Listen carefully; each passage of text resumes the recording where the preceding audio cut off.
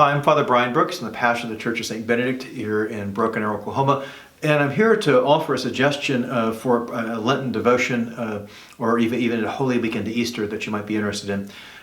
Some of our devotions that we take on have to do with our prayer, our spiritual reading, praying with the scriptures, and so on. But also the depiction of the life of Jesus or the lives of the saints in film can also be a good exercise. Now I'm going to recommend one that you could either binge watch if you have the time, or you could watch over a multi-episode or multi-night together, either by yourself, or you can watch it as a family. This is one that if you're under the age of 50, certainly if you're under the age of 40, you probably have never seen, maybe even never even heard of. It's called Jesus of Nazareth. It was a 6.5 hour long TV miniseries that covers the length of the life of Jesus from the Nativity to the crucifixion and resurrection. It was released first in the United States in April of 1977. I was in my mid-teens at that time. It proved to be extremely popular. It was kind of the Jesus movie or depiction on TV of its time. It was so popular that NBC released it, rebroadcast it rather, every 2 to 3 years, but the next dozen years or more, and usually during Holy Week, not in 1977, but also all the way up till 1990. This is a prime time event. Again, usually depicted or shown during Holy Week. I remember watching it when I was in my early 20s, the entire length of it, of that time. Again, it's a kind of the Jesus movie of my generation, and I think it holds up quite well. This is why I want to recommend it to if you've not seen it for a Lenten viewing or another time. Now, it was directed by the Italian director Franco Zeffirelli.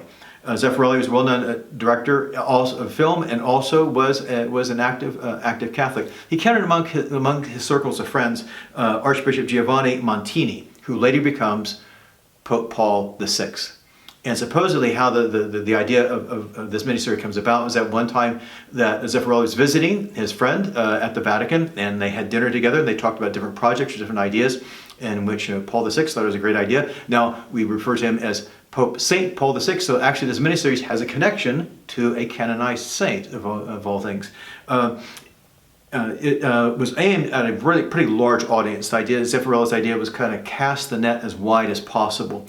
The dramatization of the gospel narratives in a way that could appeal to anybody, whether you were a religious believer or not, whether you were a Catholic or a Protestant or not. Now, because of its length, over 6 hours, the Jesus of Nazareth miniseries can go in, I think, into a deeper into the gospel narrative than a lot of earlier Jesus movies, as I like to call them, that had been in previous decades. I'm thinking like something like the King of Kings in the 1950s, or The Greatest Story Ever Told in the 1960s. Both of those are around 3-hour-long biblical epics that were released in theaters.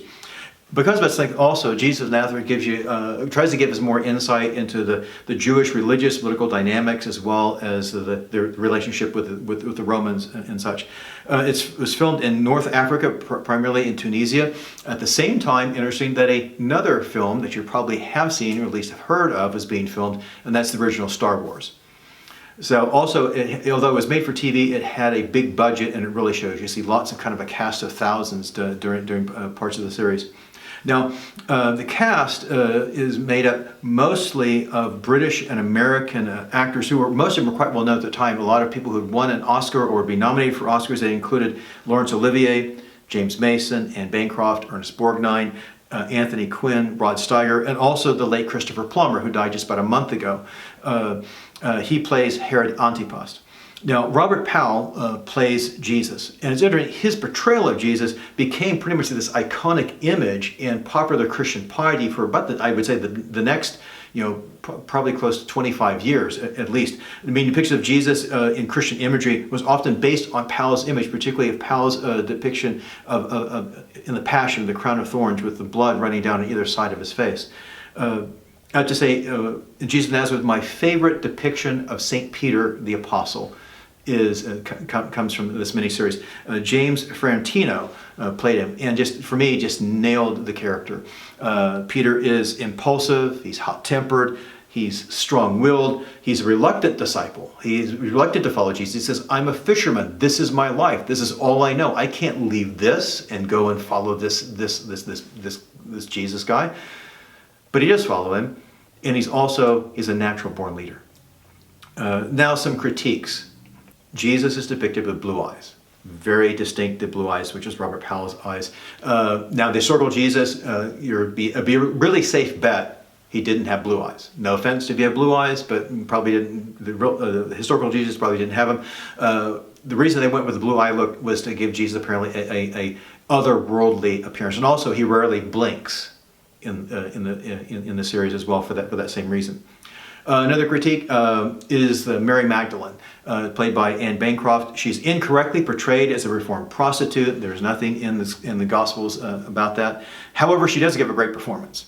Remember, Mary Magdalene is the first one that the risen Christ appears to, and you see her in the last episode. She goes to the upper room where the disciples are hiding out, and she says she's met the risen Christ, and they don't believe her. They basically think she's hallucinating and such, and she gets them rather real huff. She basically put it that way. She says, "I saw the Master. He told me to tell you that I'd seen him, and now I have." And basically storms out the door of the upper room. Another critique is that of Judas Iscariot. He's played by the Ian McShane, who is still alive and still has apparently an active career in acting. The way he's depicted, let me put it this way, the character of Judas comes off a whole lot better in the miniseries than he does in the Gospels. In the miniseries, he's portrayed as somebody who is well-intended. He sees Jesus more as a political reformer, and he basically, however, gets duped into betraying Jesus.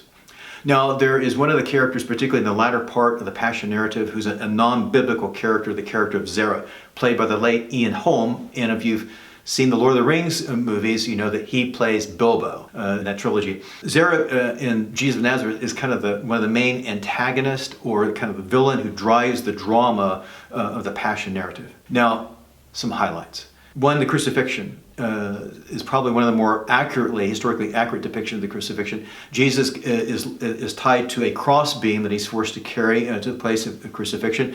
It is a permanent, put it this way, the fixtures of public executions where he goes to. There's a whole wooden framework in which men are lifted up on the cross beam and then nailed to it when the man gates the city of Jerusalem.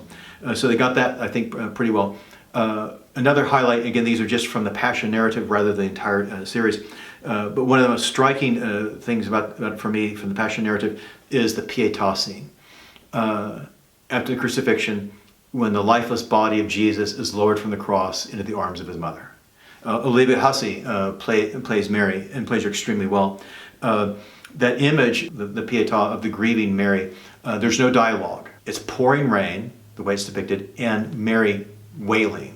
Not just weeping, but wailing her grief from the very depth of her heart, holding the lifeless body of her son. So, and to this day, for the Stations of the Cross, for the 13th station, the body of Jesus lowered from the cross, particularly on Good Friday, that is the image that comes to mind that I used to pray with. So a very powerful image in that series. Now, a bit of a parent's guide. There is some depiction of violence concerning the Holy Innocents in Bethlehem, but you never see it. It's depicted that way, but it might be a bit too much or intense for the little ones. And also the Passion and crucifixion scenes are intense. However, nothing to the level of the Passion of the Christ, which came out in the early 2000s. Jesus of Nazareth can be seen on Apple TV as well as on YouTube for free. So you may well want to watch Jesus of Nazareth as preparation for Holy Week and Easter, or in preparation for this generation's depiction of Jesus. That would be The Chosen. Season 1 came out last year during Holy Week. I've done a review of that on social media. You're welcome to go back and look at that. Season 2 is supposed to be coming out here just in a few weeks, hopefully in time for Easter. It also is quite well done. very good depictions of so far of Jesus and his disciples. So you can do one or the other. You can do both. You binge on Jesus. But it can be a better thing to binge on, particularly in our viewing for Lent and for Easter. So again, you can watch these as you have time. And if you like this review or something like this, give us a like or subscribe to our YouTube channel. It helps us to help to promote what we're doing here at St. Benedict's. So God bless you and keep you safe.